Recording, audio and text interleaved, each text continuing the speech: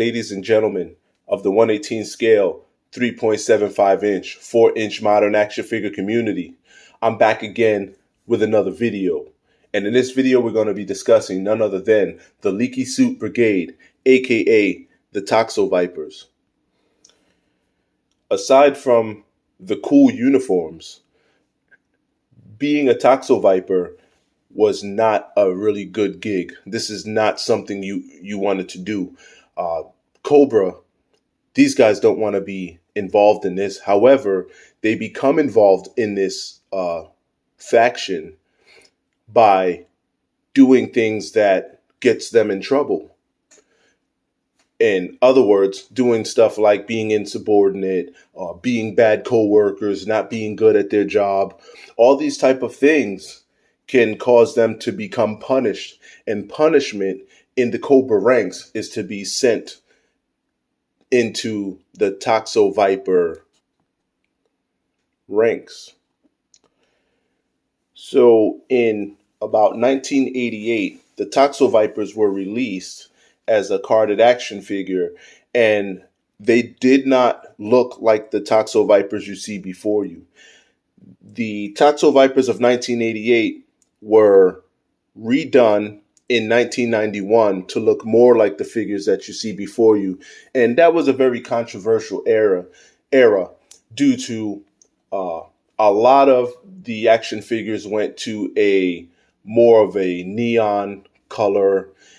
You started to see more aliens, you started to see some zombies, and you started to see all kind of things that we weren't used to back in the original 80s eras of G.I. Joe. So a lot of people were pretty mad that the figures started coming out with all these crazy colors. And if you look at these before you, these are pretty much fashioned after the ones of 1991. So you would see a lot of the figures are cast in these bright colors. Long gone are the days of having camo and olive green and other colors that really looked real. So, it depends on what side of the fence you play on. I was a fan of the 90s era G.I. Joes, but I did have like a little bit of a disdain for all the like Starfighters and all the crazy figures that came out. So, moving right along, let's go ahead and check out their file card here. Try and get the light off of it. Hopefully you can pause and read that. Awesome. It says, "We make the world a nastier place to live." That's crazy. If you think back, about a few months ago, I did a video on Cesspool. These guys are kind of like Cesspool's personal army. They deal with all the toxic sludge. They deal with the biological warfare. They deal with all different types of chemicals. And their job is pretty dangerous. Hence it being a punishment style job. The suits that they're wearing are supposed to be splash proof, leak resistant, and it should be airtight. There should not be any chemicals that can penetrate the suit. However, these guys do become injured, and they do get into the toxic sludge, and it affects them in a really bad way. So this is what they look like when they get that chemical on them. Whatever chemical that Cesspool has and is running around with, any of the characters that get into it, this is what could be their outcome. A zombie. Now, if you look at this, it's pretty cool. He's got a gunshot here. Looks like he got shot in the face. This helmet is non-removable, by the way. Yeah, pretty cool. And from that era, this is like the first time I saw zombies in G.I. Joe. So that zombie is known as the Toxo Zombie. And I guess let's not beat a dead horse here, but I just want to reiterate that the Toxo Zombie is pretty much a Toxo Viper who has come in contact with some type of toxic sludge. The Toxo Zombie, if you want to pause and read, they do have their own file card, and it's a little bit different. And it says, warning, avoid contact at all costs at the bottom there. So you could pause and read that. Awesome. So these figures that you see here before you were part of the 2014 G.I. Joe Convention Zombie Initiative box set. Now, I think that box set was arguably one of the coolest I've seen in a long time. Unfortunately, if you want to get your hands on that these days, it is a very expensive grab. It could run you anywhere from about $700 to $1,000, depend on where you decide you want to try to look for it. I looked up. I came into contact with a couple of the figures from the box set throughout the years. So I got two of these guys, one zombie. I also got the Steel Brigade leader, and maybe one or two others. I also came up on Cesspool, and all these figures I got at fairly good deals. But if I want any more of those figures, I'm going to have to come out the pocket, and I'm not ready to do that. Killshot 118, this channel doesn't pay me enough to go buy figures like that. But anyway, yeah, so these were a part of the box set, which came out in 2014. And in that box set, you had, I believe it was, and I'm going to put a picture of it right here. And possibly I'll show the cover of the box also. It was pretty cool. But anyway, I believe you had 3 Toxo Vipers, 3 Toxo Zombie Vipers. You had Repulsar, you had the dog, and you had 2 scientist figures in there, and the rest were G.I. Joes. I think you had in the G.I. Joe side was Outback, Flint. I could be wrong on these names, but if I'm wrong, I'll label them here so I can correct them. But also had the Steel Brigade Commander. You had what is his name? Airtight, and a few others. I'm not going to harp on that for too long. Today it's about these guys here. So anyway, let's get a quick look at our Toxo Vipers, aka the Leaky Suit Brigade. So first and foremost, they come with this rocket launcher. It's spring-loaded, and it does actually fire. So there you go. There you have it. Nicely detailed. There you have that right there. Awesome. We'll put that down right next to him. You also have this this weapon here, this assault rifle right here. Kind of nice, kind of cool. Very different.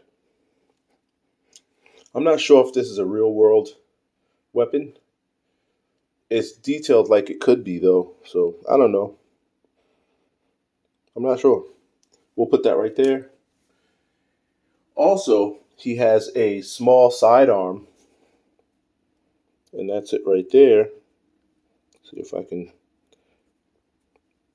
I'm going to stop doing you guys like this. I'm going to get something that I can hold these small things with. My hands are too big. But anyway, that's pretty much what you get there. That's pretty much what his sidearm looks like. Awesome. Now, he comes with a backpack, some type of chemical backpack. Is it an air pack, like a SCBA or scuba tank, so that they can go playing around in this stuff? Does this supply fresh air for him, or does this hold a chemical? I'm not sure. So that's pretty much what it looks like. Green and purple with a toxic logo on it, if you can see that, and cast in red. We'll put that right there. He also has a customized stand with his name on it, with his crew name on it, with a Cobra logo. Then you have, this is what he looks like. We'll do a 360. I actually really like these guys. They're pretty cool. He's got a holster there, and that's for his very small sidearm right here. Let's go ahead and drop that in there. Fits nicely. All right, let's continue his 360. He has this, looks like a removable ammo belt, but there's no way to get it off. It doesn't like snap apart or anything. You'd have to take his body apart to get to it. Red gloves. Awesome. Also, his helmet is removable. So there you have this balaclava head underneath. So there you have it. Awesome. So those guys are pretty cool. Next up, let's get a good look at the zombie figure. Yes, I did show him a little bit earlier, but I want to give a good 360 so that you can actually get a look at what you're getting here if you ever came across these. All right, let's peg them on here. Awesome. Cool. So he looks just like the Toxo zombie, but he has these ripped parts. Everything on his left side is destroyed. He must have gotten into it on his left side.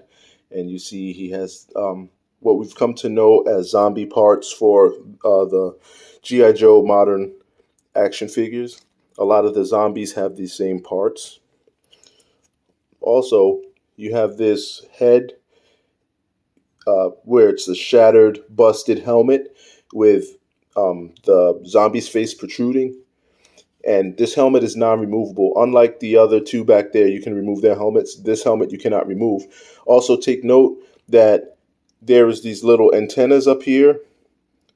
Kind of reminds me of a bug, but one of these is broken. On the Toxo-Viper, he also has the antennas. They're both in good shape. If you see that there. But if you get a zombie in the aftermarket, don't say, oh man, it's broken.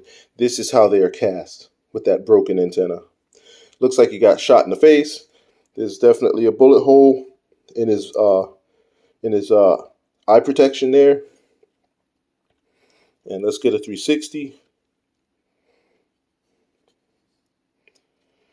Now, I did have this figure when I was a kid.